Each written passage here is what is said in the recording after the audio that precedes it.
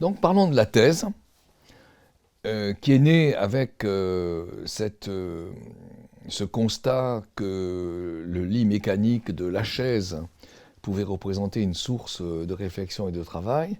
Et c'est vrai qu'à partir de là, l'idée était non plus de travailler sur les modèles machines tels que je l'avais envisagé avec Canguilhem, mais de travailler plutôt sur le problème de l'apprentissage de la posture et l'apprentissage du redressement.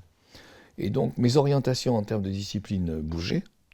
Elles n'étaient pas étrangères à ce que j'avais appris à l'école normale, puisque je restais dans une réflexion sur les questions éducatives, comment on se redresse, qu'est-ce qu'on apprend, quelles sont les normes, etc. Donc je restais non plus vraiment dans la philo, mais dans quelque chose qu'on pouvait commencer à appeler l'histoire d'éducation, parce que mon idée c'était vraiment comment rééduquer, comment apprendre.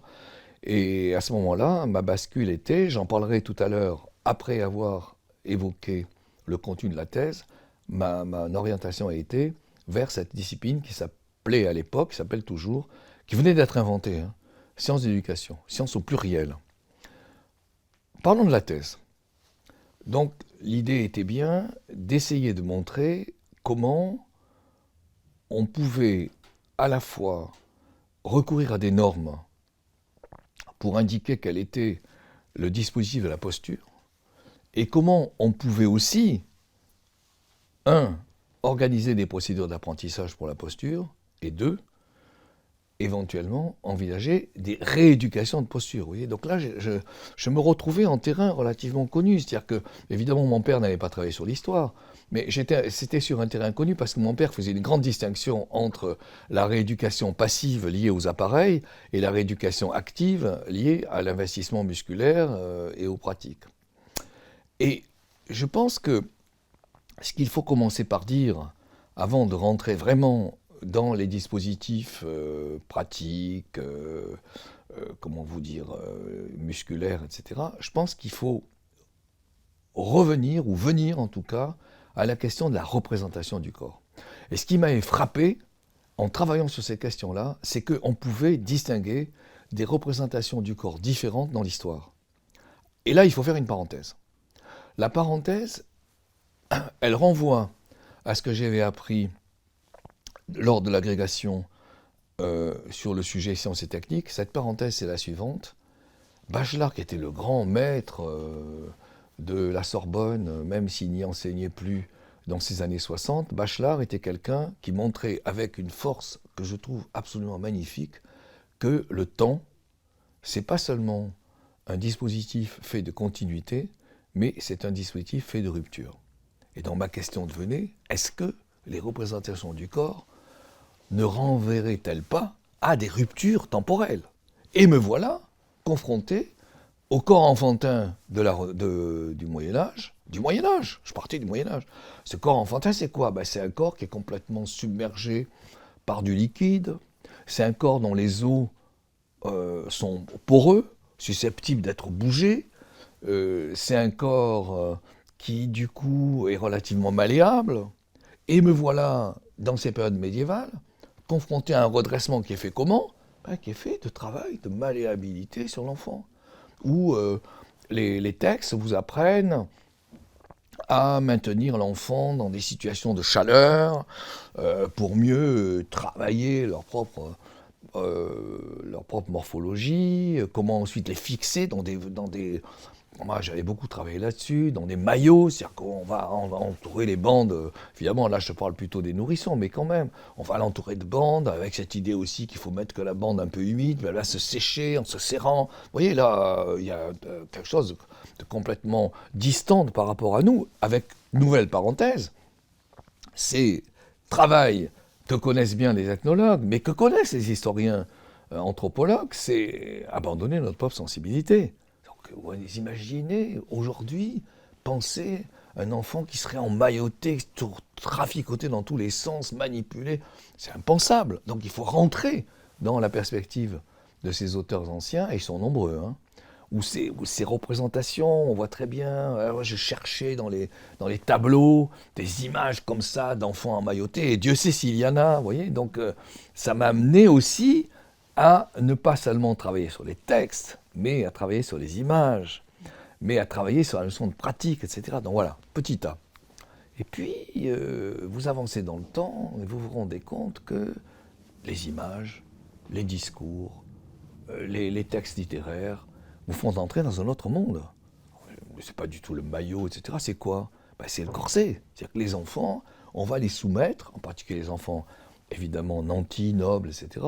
Pas forcément les enfants de la campagne, mais quand même, les bourgeois, etc. On va les soumettre à des tenues qui rigidifient le buste avec ce qu'on appelait un corps piqué. C'est-à-dire que c'est une sorte de dispositif fait de tissu assez solide dans lequel on enclenche des os de baleine pour rigidifier l'ensemble. D'ailleurs, ça s'appelait des corps à baleine.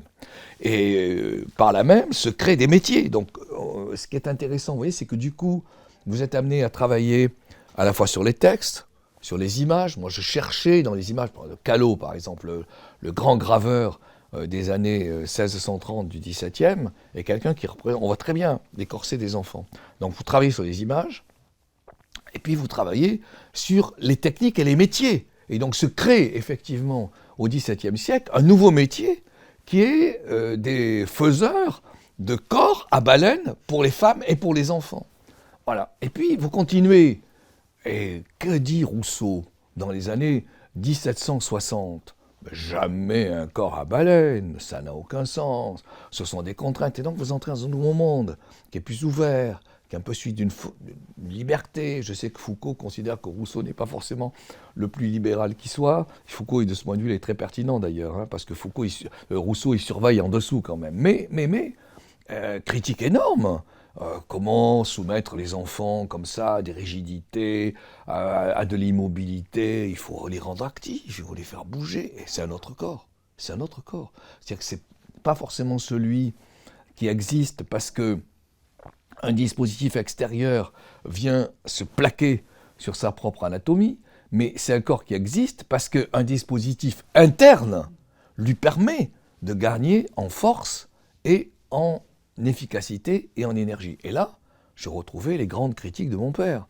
Mon père contestant les corsets dans ces années 50 et étant au contraire très favorable à l'activité. Et donc du coup, je commençais à réfléchir au dispositif suivant, d'un corps redressé à un corps qui se redresse, vous voyez, avec des textes absolument magnifiques. Tout doit venir de l'intérieur, tout doit venir de sa propre autonomie. Et insensiblement, au niveau culturel, qu'est-ce que vous croisez ? Vous croisez le sujet, vous croisez l'autonomie personnelle, vous croisez au bout du compte le citoyen. C'est-à-dire cette idée selon laquelle c'est de vous que les choses doivent partir. Bon, très bien, continuons.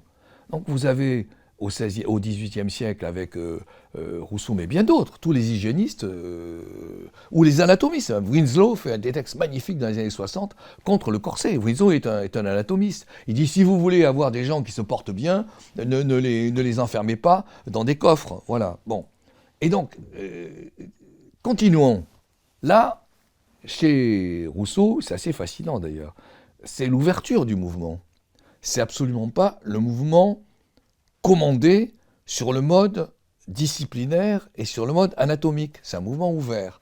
Et Rousseau va même dire, vous savez, la danse, c'est magnifique d'ailleurs dans l'Émile, vous savez, la danse, ça ne s'obtient pas en commandant les gens à des mouvements millimétrés. La vraie danse, c'est celle qui passe par la nature, c'est où les gens sont capables de sauter d'un rocher à un autre, de sauter un ruisseau, etc. Oui, Rousseau a une idée, la nature, ça a du sens chez lui. Bon, et c'est ouvert. Or qu'invente le 19e. Et là, je retrouvais un auteur dont je n'ai pas parlé, qui est Foucault. Foucault est un des premiers dans, en particulier ce texte que je trouve assez majeur, même si aujourd'hui je m'en suis un peu éloigné, sur surveiller et punir. Foucault est quelqu'un qui dit « la société occidentale, c'est une société qui s'est organisée autour de la discipline. c'est-à-dire d'un ordre donné comme ça à un collectif. Et qu'est-ce que vous trouvez au 19e? Vous trouvez pour la première fois des redressements qui s'obtiennent par de la gymnastique, et non plus par quelque chose d'ouvert qui consiste à sauter les ruisseaux ou les rochers, mais par de la gymnastique, qui est une discipline intériorisée, où les mouvements sont quasi mécaniques, où les mouvements sont sémaphoriques. Invention extraordinaire. Invention extraordinaire. C'est Pestalozzi, un des premiers à dire ça à la fin du XVIIIe. Et puis en France, c'est Amoros, qui est un élève d'ailleurs de Pestalozzi, qui va installer une gymnastique pour la première fois totalement mécanique. Voyez. Et cette gymnastique mécanique, elle se fait sur le mode d'un collectif que dirige un enseignant devant le collectif, exactement sur la même procédure que Bentham. Les prisons de Bentham, où on voit de l'extérieur un dispositif qui va se monter géométriquement. Et il y a une double géométrie. Il y a la géométrie du corps et il y a la géométrie du collectif. Donc ce qu'invente le 19e, c'est quand même ça. Et du coup, ce qu'invente le 19e, avec l'armée, avec les disciplines collectives, etc., avec la fabrique, avec les mouvements extraordinairement précis, répétitifs, géométriques de la fabrique, ce que le 19e invente, c'est effectivement de nouvelles formes disciplinaires et de nouvelles formes organisatrices. Vous voyez. Et donc là, représentation du corps, ça suit. La représentation d'un corps complètement mou, que l'on peut manipuler, la représentation d'un corps que l'on soumet à de la machine, la représentation d'un corps qui commence à sortir de sa propre gangue et à inventer sa propre activité, puis un corps discipliné. Vous voyez. Et si vous continuez, vous tombez sur quelque chose que j'avais travaillé, vous voyez, ça se rejoint, que j'avais travaillé quand je faisais psycho précédemment, c'est quoi? C'est non plus imposer le mouvement de l'extérieur, mais intérioriser le mouvement, c'est-à-dire ressentir le mouvement. Et ça, je l'ai trouvé en permanence, en particulier quand bien plus tard, je vais travailler sur la conscience de soi. C'est-à-dire qu'au XXe, c'est prenez conscience de votre propre position. Donc j'avais une orchestration de représentations différentes du corps, et j'avais, en restant fidèle à Foucault, que j'ai un petit peu abandonné aujourd'hui, j'avais le processus disciplinaire qui est quoi? Dans un premier temps, l'adulte sculpte le corps de l'enfant avec la main. C'est la main de l'adulte qui s'impose. Dans un deuxième temps, c'est la main qui délègue son propre pouvoir à la machine. Dans un troisième temps, c'est la main qui délègue son pouvoir à une activité complètement ouverte, mais une activité extrêmement active et dynamique. Ensuite, c'est la main qui délègue le pouvoir à un système complètement mécanique, et qui est le système de Bentham. Et puis enfin, c'est la main qui délègue son pouvoir à quelque chose de l'intériorité. Alors, à partir de quand ai-je quitté Foucault? Vous voyez? Même si j'avais une relation, je l'aimais beaucoup, hein, on a longuement parlé, etc. Il y avait une relation assez, je dirais, intellectuelle assez forte. Hein. À partir de quand l'ai-je quitté? C'est que je commençais à penser, et ça s'est retrouvé après dans mes textes plus tardifs, si vous voulez, je commençais à penser qu'on ne pouvait pas se contenter d'une idée selon laquelle c'est toujours du pouvoir, c'est toujours la discipline qui va s'imposer. Je vois, c'est plus compliqué. Déjà, dans le corps redressé, il y avait un chapitre où je m'interrogeais sur, finalement, qu'est-ce qui vient de l'extérieur, qu'est-ce qui vient de l'intérieur. Et indiscutablement, la société occidentale, c'est déjà présent dans la thèse, ça va être davantage encore après. La société occidentale, certes, elle exerce de la norme, on ne peut pas fonctionner sans la norme. Mais en même temps, elle laisse émerger de l'individu, elle laisse émerger du sujet, vous voyez. Et quand des auteurs comme, par exemple, Hufelang, contemporain de Rousseau, dit « tout doit venir de l'intérieur », c'est quand même une vision selon laquelle il y a de l'autonomie qui commence à exister. Et donc, mon propos, ça a toujours été prendre en compte, c'est devenu après, si vous voulez. Ma thèse, elle est très marquée par la discipline. Mais après, mon propos, ça a été, oui, il y a de la norme, évidemment, on ne peut pas se passer de la norme. Dans certains cas, elle est même imposée de façon assez rigide. Mais en même temps, la norme, elle laisse quelque chose qui effracte, qui émerge, qui est de l'ordre de l'individu, si vous voulez. Et ça, je l'ai retrouvé après dans tous mes textes, y compris quand je travaille sur le sentiment de soi, y compris quand je travaille sur la fatigue, si vous voulez. On va rentrer dans le détail lorsqu'on passera d'un livre à l'autre. Mais de ma thèse, il est quand même sorti tout cela, vous voyez. C'est-à-dire quelque chose qui porte sur l'évolution des représentations du corps, quelque chose qui porte sur l'évolution des relations avec le corps, et quelque chose qui porte sur l'inventivité individuelle à laquelle la société occidentale, indiscutablement, à accorder une place.